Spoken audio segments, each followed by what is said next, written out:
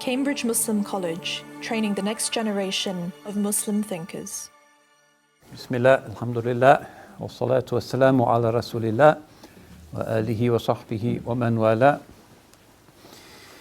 It's a rather subtle, difficult, often unsatisfying kind of subject, not least because it's one of those sort of issues where Muslims get kind of agitated and jumpy very quickly. It'd be interesting to actually make a list of those subjects where somebody only has to press a button and everybody starts jumping up and down saying halal or haram or whatever. Hijab issues, gender interaction issues are a famous one, and this seems to be another for whatever reason, even though it's kind of historically and Quranically on the sort of outer edge really of what is actually explicitly treated, and also surrounded by a good deal of classical discussions that were not resolved in the classical period and are unlikely to be resolved by our lesser selves. But if we're looking more generally at the question of sound, there are certain things that we can say where we can perhaps make some progress without getting into the minutiae of the fiqh.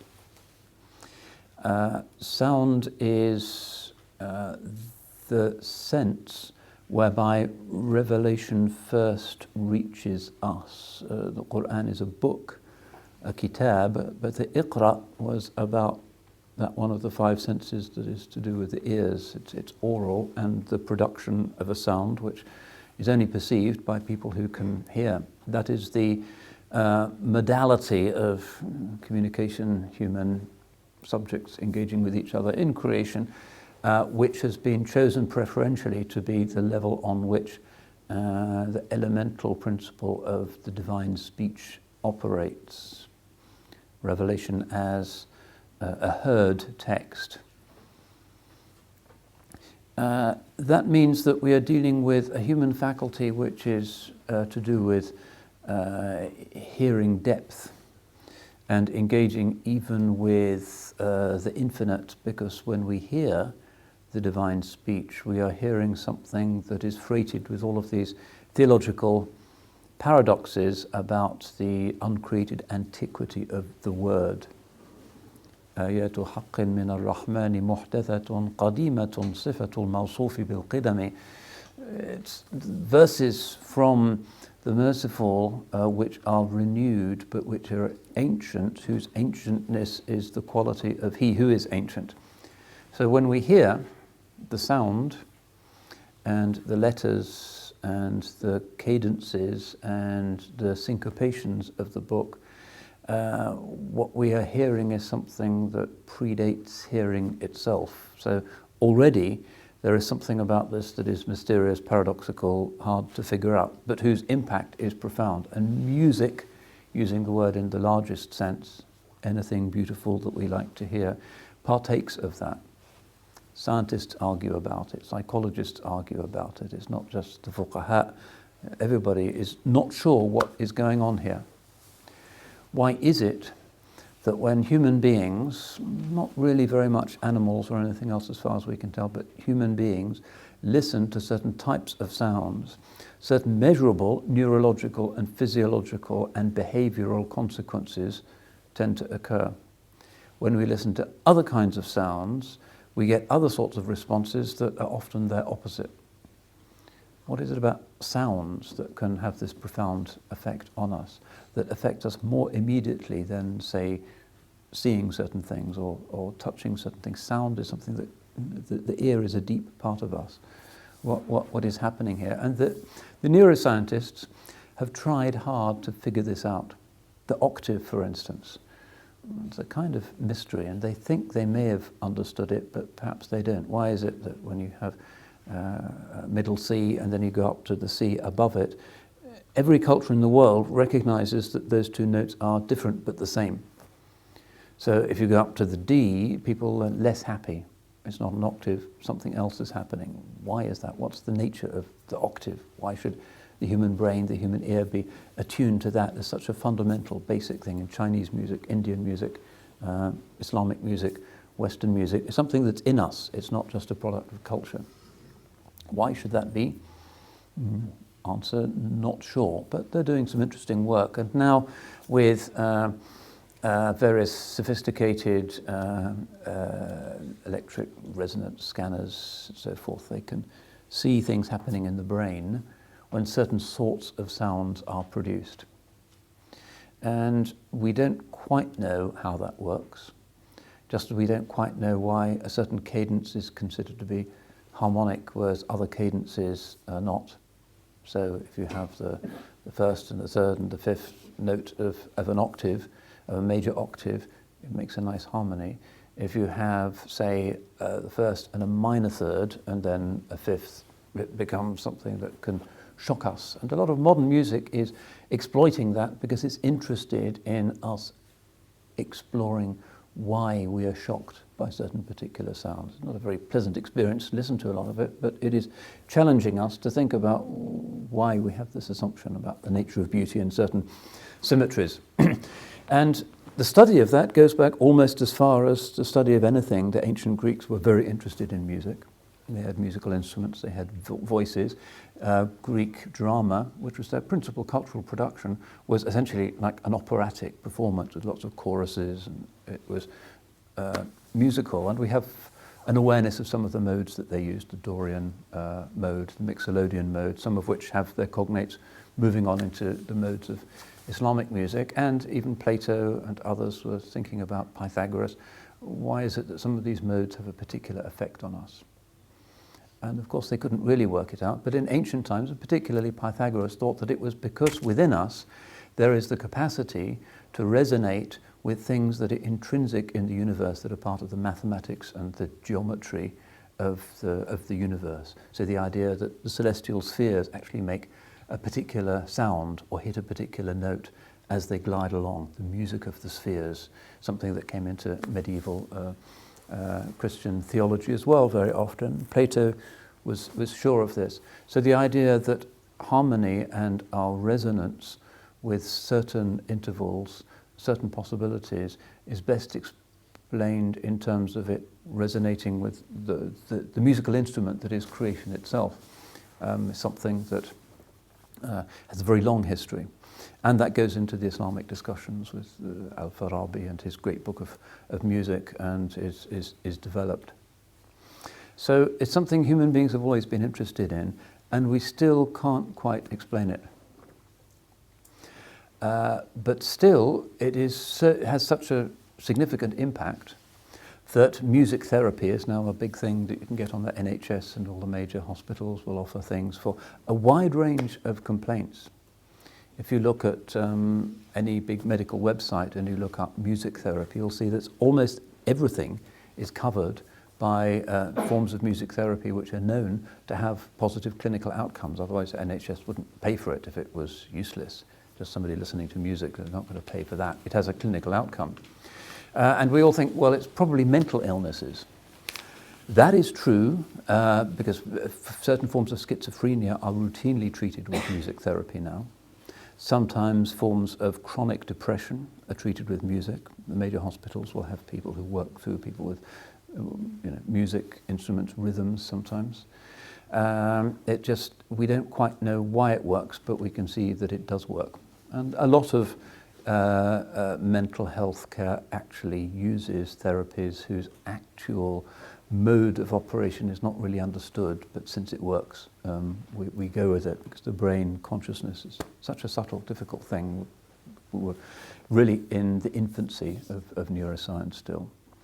So mental health issues, for sure, demonstrably, certain types of music release endorphins in the brain, reduce anxieties, give people a sense of serenity.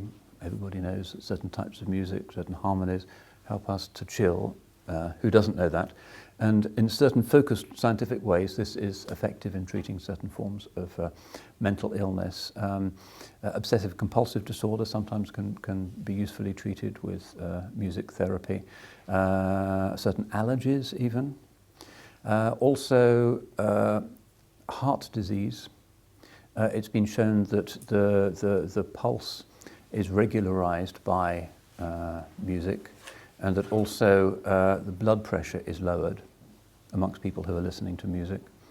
Why, exactly how, wherefore, again, the scientists aren't there yet, but it's so demonstrable in clinical trials that it is regularly used. So we know this, and Islamic civilization has already known that for a very long time. If you've ever been to, for instance, the town of Edirne in Turkey, which was the big hadith city of the Ottoman Empire, great ulama there, near the Dar al-Hadith there's also the hospital for treating mental patients with music therapy. And they've turned it into a nice kind of museum now, and you can see they have these rather sort of awkward-looking waxworks and Turkish outfits and droopy moustaches, and it's not terribly well done, but you get a sense of how the building was used. The patient would be brought out by the physician, and the symptoms would be read out, and the musicians would play something that was believed to be beneficial. And there's a famous one in Damascus, and it's part of classical Islamic civilization.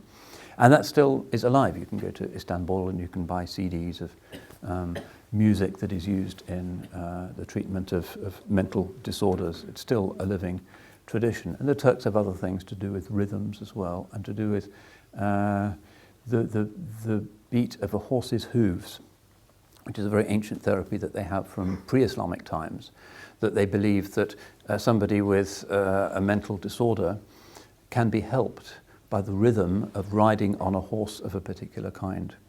And that, again, is something that is still available in certain corners of Turkey. It's Turkey, in a strange way, very modernized, but still has retained a lot of these things quite well. So we have these ancient things that do seem to have some contemporary clinical benefit. And in terms of singing of all of the forms of quote-unquote music or recitation is thought to have particular benefits. So, for instance, forms of asthma are often dealt with by training people's voices in a kind of to sing, because it affects the larynx, it affects the vocal cords, it opens up certain things that may have been twisted or disoriented, speaking very unscientifically here, but by certain modern urban habits, diet, things in the air, dust mites, whatever it might be, that the regular practice of singing actually does seem to have some demonstrable clinical benefit in cases of asthma, and so on.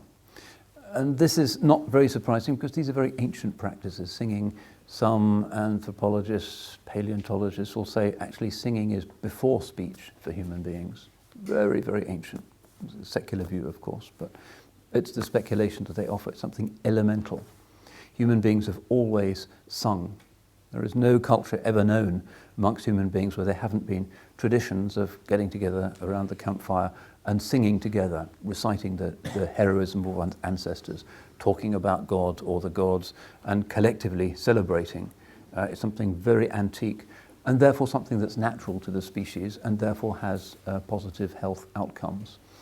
Nowadays, because of electricity and CDs and iPods and iPlayers and the rest of it, we tend to be passive in our consumption of music.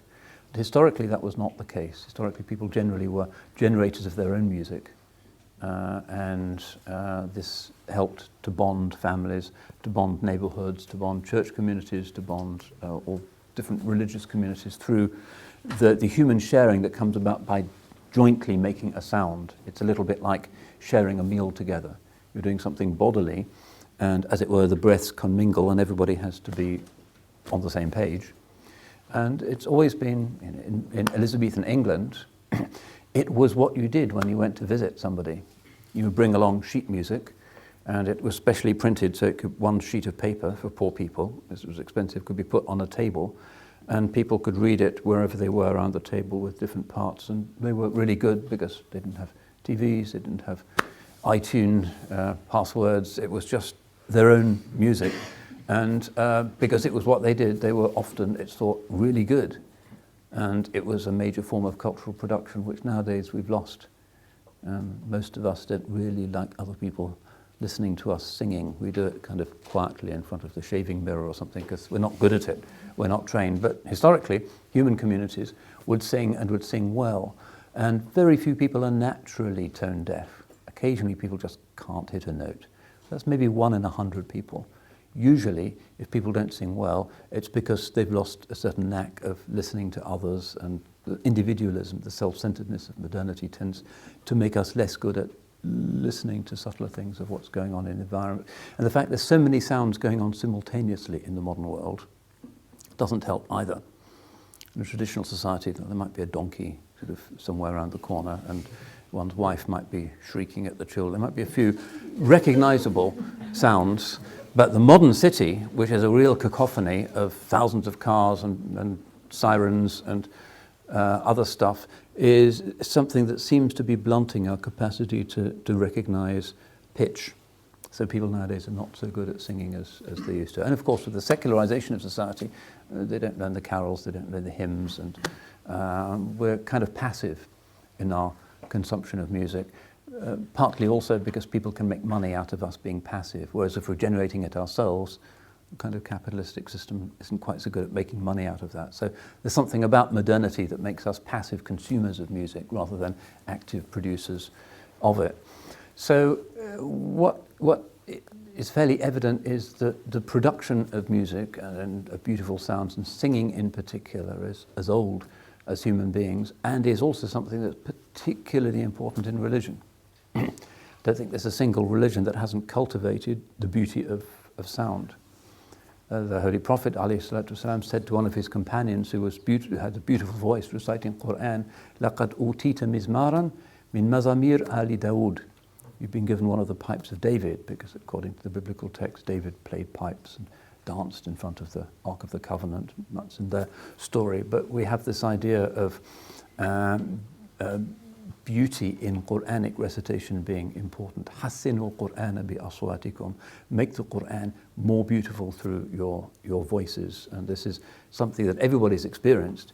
If you're in the mosque during Taraweeh, and the Imam with a lot of khushu', who knows the maqams and knows the makharij and is sounding beautiful, it's an amazing experience, the most beautiful thing on the planet. But if he's kind of got a smoker's cough and he's kind of always not a semitone off the right note at the end of each verse, you go through, it's a completely different experience. The actual sound, if it was scanned by a computer, might seem very similar, but the human soul can tell that there's a world of difference between a beautiful tajweed and an ugly tajweed, and clearly the da'wah requires that we present the beauty of the text with beauty. So none of that is particularly controversial. But in Islamic civilization then, the awareness that music is an axiom and the Qur'an is itself musical is not something that anybody's contested. Nobody said, you have to recite the Qur'an in an ugly way. Although sometimes certain Puritans are anxious about certain very elaborate forms of the adhan, for instance. A friend of mine was at the Islamic University in Medina once, and the normal muezzin, he said, of the university mosque had emphysema and a really terrible, cracked, horrible voice. So every time you get this kind of crackling and this nightmare sound would assail your ears. And that went on for years. And then one day that guy was ill, and one of the African students did it instead, and it was beautiful. And the Mufti of Saudi Arabia was there at the time and asked to see this boy and said, don't ever do that again. Don't ever do that again. Because their tradition in Najd is that the azan is, if you listen to Saudi radio from Riyadh, it's Allahu Akbar, Allahu Akbar. That's what they do. And the Maliki tradition also, to be fair, has real reservations about a very ornamented azan. The golden mean is what is required. But in many parts of the Islamic world, you find that the azan is itself an art form, with different maqams being used at different times of day, and they really know their stuff. The traditionally trained Egyptians or Turks or Bosnians, Indonesians, they know this. It's something that maybe hundreds of people are going to hear, and if it really is beautiful and gets into their soul, it's going to make it more likely for them to come to the masjid. It really will.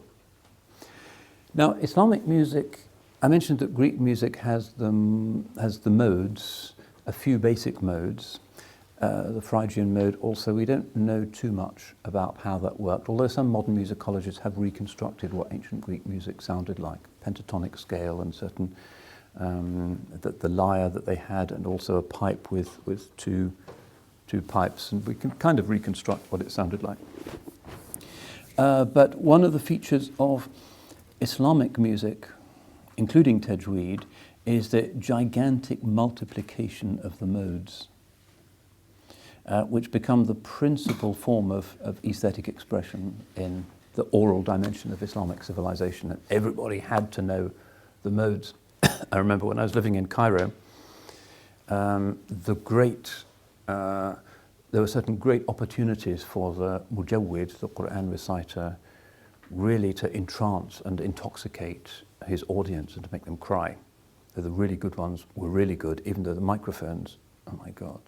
Just as an aside, the Ministry of Awqaf at the time said, all the mosques have to have microphones and sound systems. What's the cheapest microphone in the world? And they found the system that is used on Russian railways. Right. That's the cheapest, and of course also it sounds the cheapest. So every mosque in Egypt has one of these clunky things. And actually, in those mosques, there's a little button on those things, which I've seen, and if you press the button, it goes ding dong, because it's to announce the next train. Right. So that is really a problem, because the azan, which is a beautiful, subtle thing, has been really coarsened and reduced by the poor quality of the sound system. Anyway, a great experience in Cairo, they still do it, is at the tomb of the mosque of Imam Shafi'i, rahmatullahi alayh. Before the khutbah, there is the best, the most popular reciter in Egypt, who is there for about an hour doing his stuff. And because this is for connoisseurs, people go along and they really know what he's doing. And they know the maqams. And it's very interactive. So people say, Allahu Akbar, Allah yaftah alayk at the end of each verse. It's quite noisy. And the reciter can see what's working, what's not working, and which way he's going to go next. And then they'll call out asking for a maqam. So they always begin with maqam sabat. Then if he goes into maqam kurd or maqam nihaban, they'll say, give us some kurd or give us some hijaz, and he'll often respond. And it's a very interactive kind of experience. Because that is the essence of Islamic musical civilization, the maqams. Not so much tune, although it's there. Rhythm is another whole world, which is much more developed in Islamic music than in Western music, because you have strange things like 9 beats in a bar and bars that go on for 31 beats, and things that Mozart would have been driven up the wall by. It's 3/4 time or 4/4 time or common time. It's Western music is rhythmically pretty simple by comparison with what the Turks and the Indians and others were doing. But far more subtle than that is the modal system, which is one of the great achievements of Islamic civilization. Most of the modes which they use were actually derived by Muslims in the medieval period. I remember this guy came to me recently and said, my sheikh says the maqams are haram. Really? Well, the Ottoman Empire for 600 years, nobody ever thought the maqams were haram. And somehow, great, I found something new to make haram. This is the mindset some people have. All those ulama that were listening to, they were wrong, and now it's haram. I said, even the maqams that were composed by ulama, and I gave him some examples, and I don't think he really believed it. He was just kind of trying it out. It was shocking. No dalil possibly that could challenge the fact of the maqam system. It's one of the masterpieces, the uncontroversial masterpiece achievements of our civilization. But the maqams, as you will know, are about the intervals between the different pitches in the octave. And whereas in Western music, you've got 8 notes in an octave, 12 semitones in an octave, and that's it. That's all that's allowed, except in sort of modern music that does sort of atonal things. If you listen to Stockhausen's sort of modern concerto for a violin and 4 helicopters, for instance, he doesn't stick with the octaves. This is cacophonic stuff that they like nowadays. But Islamic music doesn't use the conventional divisions, equal pitches in an octave, but far more subtle things, because it says between B and B flat, there's something else going on. And it may not even be halfway between the B and the B flat, a quarter tone. So that's part of the artistry of Islamic musical civilization, is that it isn't restricted to the strict rules of 12 quarter tones in the octave, but it has all kinds of complex things, like one maqam where you've got 17 intervals going up and there's 16 coming down, and you really have to listen very carefully or be brought up in one of those civilizations where people just are familiar with that kind of music, really to understand it. And Islamic music is quite difficult for a lot of Westerners really to hear, because they're waiting for the kind of 1, 2, 3, 4, 1, 2, 3, 4, and then the kind of trumpet comes in, and it's a bit simple. Great, Beethoven, great, but still simple compared to the basic assumptions and methods of Islamic music, which is much more subtle and has much more room for improvisation and exploration. That it's hard to get the point of that. If you're not used to a note that's between the B and the B flat, it just sounds like the singer is out of tune. Or it's a different way of experiencing music. But it's actually common in some of the Celtic fringes, so the traditional Hebridean and Shetland music in England, for instance, they use a lot of quarter tones. Indian music, which historically has interacted a lot with Islamic music, because the great musicians of India, very often they were Muslims, and still the case in many ways. Muslims were the masters in that. But there's indigenous Indic traditions of music that are distinct, but they also are modal. And they have all kinds of rules, like what mode or what raga do you play, at what time of the year, or for what kind of occasion, or what time of day, because the music and the mode has to be very subtly calibrated to the spiritual atmosphere that prevails with the audience at that particular time. It's a very subtle thing. You can see why it's often used medicinally. And in the Islamic world also, these dozens of maqams, which became really hundreds of maqams, particularly at the hands of the Ottoman Turks, became a whole universe of quite rarefied and often quite difficult, inaccessible elite music sometimes, because most of the maqams are not used for something like tajweed, for instance. Tajweed might use about 15 maqams maximum. So if you go, for instance, to the Fatih Mosque in Istanbul for your Taraweeh, after the Isha, the Salawat and so forth, then the first 2 rakas will be in a particular maqam, and again they usually start with maqam Sabah. A'udhu billahi minash shaitanir rajim. It's that interval, everybody, that's how it starts.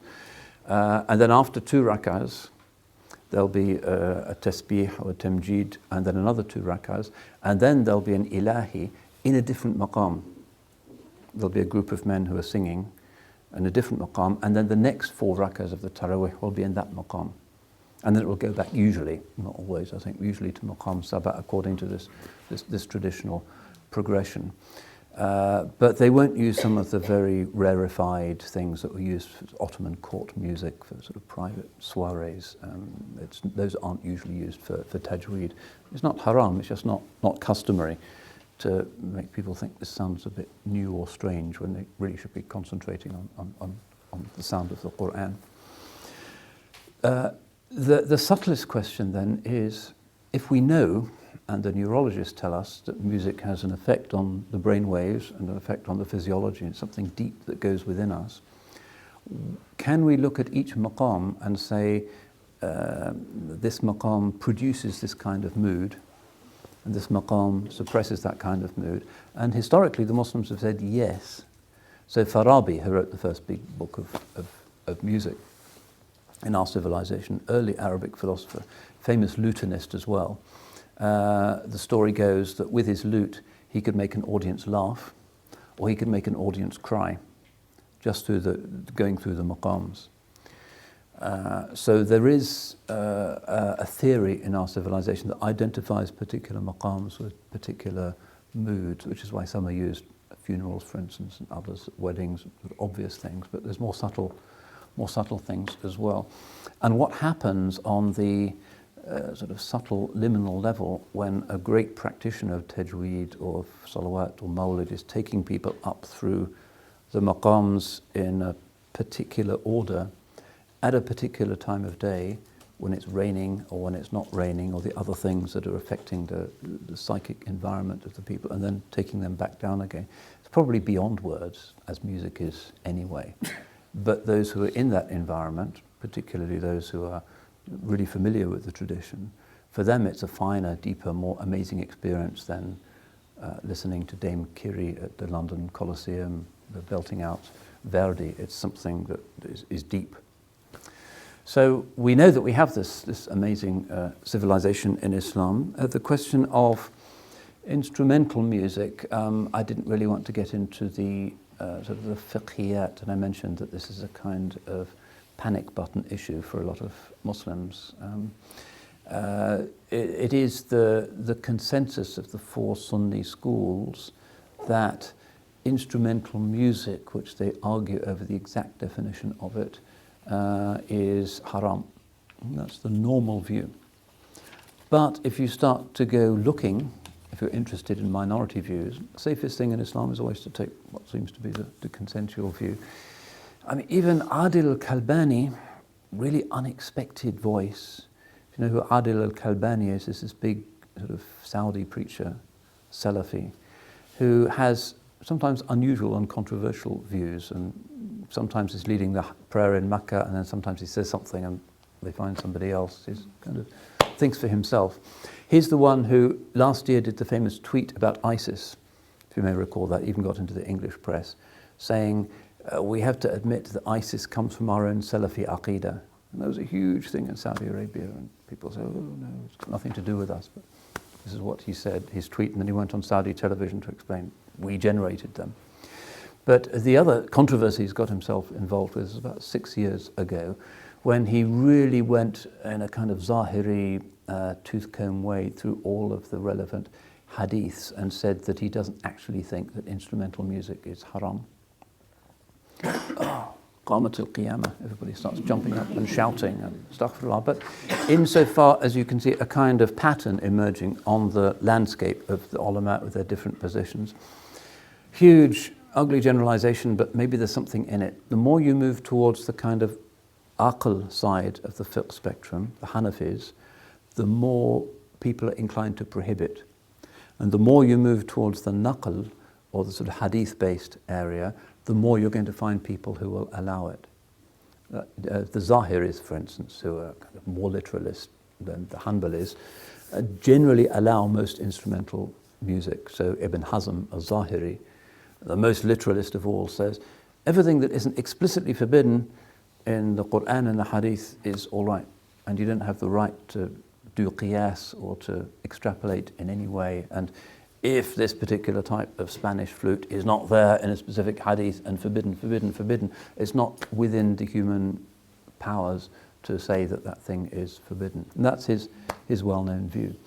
And some of the Malikis also, interestingly, particularly some of the rather austere original Medina Malikis, will report views from Imam Malik that he allowed certain types of stringed instruments, certain types of flutes. That's not the mashhur, the usual view in the madhab, which is hurma, forbidding, but there is that position. Mawardi also reports of some of the disciples of Imam Shafi'i that Imam Shafi'i would allow certain types of instrumental music. But if you move to the kind of aql end, sort of Maturidi rationalizing thing, the Hanafis generally produce the fewest exceptions. So there's even Kasani, for instance, has this long discussion in his Bada'i as-Sana'i', the Hanafi fiqh, about all the different kinds of instruments which, if somebody has been found listening to them, means that he can never testify in a Sharia court, for instance. So tough. That's an interesting circumstance. I don't know what we can make of it, that it's the kind of rationalizers of the fuqaha who have inclined most to the view that it's forbidden, and the literalists who tend to produce this minority that says that it's permissible. That's just an aside. There's also, of course, the reformist tendencies. So in Egypt, Mahmoud Shaltut, Sheikh al-Azhar in the 1950s, said it's fine.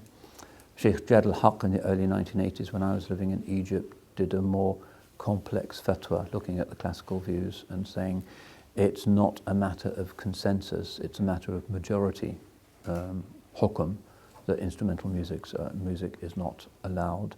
And essentially it depends on the maqasid. In other words, If you're playing a violin in a nightclub on Pyramid Road and there's some dancing going on, that's not really something the Sharia is going to be terribly overjoyed about. But if it's in a different context where it doesn't lead to or isn't conventionally associated with the acceptability of corrupt practices, then it's something else. So part of the rationalizing tendency in recent times has been to link it to the maqasid and to say it's really about what sort of behavior music will lead to. And you do get some odd discussions in the medieval period about certain types of pipes. They said always are associated with fasad, and therefore that's why they're haram. Well, a pipe is just a pipe. It's not necessarily the association. Yusuf Qaradawi, of course, has a long fatwa in which he authorizes instrumental music. So that kind of reformist school is there as well. The other issue that is interesting is what you do with certain types of electronic music. So, for instance, if the Grand Mufti of Saudi Arabia has a ringtone on his phone, or if he has a doorbell that goes ding dong, yeah, it's a serious issue. Is that music or not? What is the definition of music? If it's just dong, is that music? What does it have to sound like? If it sounds kind of like an electronic sound, what about a police siren? What about a fire engine? What about music in a supermarket? Where exactly is the boundary? So it's never quite clear cut. There's always areas which are confusing. And electronic music, which kind of surrounds us, every time you turn your computer on, it goes, it's my new Mac computer. Astaghfirullah, it's got some kind of symphonic thing at the beginning. Maybe some people are agitated by that, but that's to make the Sharia rather a strange thing. It's not really there for entertainment, just to tell you that you press the on button. So these are also issues. And what do you do with certain types of synthesized music that sound like music that's been generated by these putatively forbidden pipes and stringed instruments and so forth? Not easy. What do you do with a human voice that is so well trained that it can sound exactly like a violin? So a lot of grey areas. But my teacher's usual preference was to err on the side of caution. And there's a wisdom in that, because what is unmistakably and unambiguously and unanimously halal is the use of the human voice. The human voice is actually the most profound and subtle and beautiful of instruments. This is part of the gift that Allah has given us, that despite the complexity of the guitar and the lute and the piano and the organ, it doesn't compete with the beauty of a great singer. This is part of the takreem, the honouring that's been given to Bani Adam. Which means that to some extent you can have the fullness of a musical experience without having to get into those fiqh controversies and things with harmonies and the fullness of the maqam system, and also the sense that the human voice is coming from the human depths, unlike the sound of a pipe or a violin or the organ at the chapel next door, which is something mechanical. There's something more human about it, and hence more humanly interesting. So that is, I think, where we are at the moment in the Ummah, even though we're at a very sort of jumpy and paranoid time where people are really hyperventilating about things which, Abdul Ghani Nablusi, what was his book called? I can't remember, but it's about Sama' al-Alat, something fi Sama' al-Alat. He was this great 17th, 18th century sage of Damascus, one of the great ulama of the Ottoman Empire with hundreds of books. A very profound person who again gives you a long explanation of why the use of musical instruments, if it's not connected to the belly dancing industry, is fine. So that does exist. Those books are there, whether it's Nablusi or Ibn Hazm, two very different life forms. That opinion is there in the Ummah. But best to stay with the uncontroversial, because the world is full of minds ready to be stepped on. And the human voice is, alhamdulillah, the best of all instruments. And we do know now, the scientists have told us, that collective singing releases those endorphins and gets us going and helps us to bond. And there's a primordial and ancient human practice and a sacred practice. So that's all I wanted to say, except commercial break, we are selling some of our fine CDs and DVDs at knockdown prices only to participants in the CMC annual retreat. We have, and they're all Sharia compliant, fingers off the panic buttons, not a violin in sight. We have the Mawlid of Barzanji. We have the, you can see them being held up now by my assistant. There is the Gleams from the Rawdat al-Shuhada, which is mostly in English, which is a recital in Celtic harmonies of the history of the Ahl al-Bayt. There's Sufi Songs of Andalusia, which is flamenco and traditional Arabic and Spanish songs from the time of the Inquisition. And there's the Mawlid of Imam Barzanji, perhaps the best known of all Mawlid, recorded live in the Azawiyah Mosque in Cape Town, according to some very beautiful African harmonies that they use there, and all kinds of other goodies that you can get. And every penny goes to the Cambridge New Mosque Project. So that will be after this session, inshallah, and before the namaz.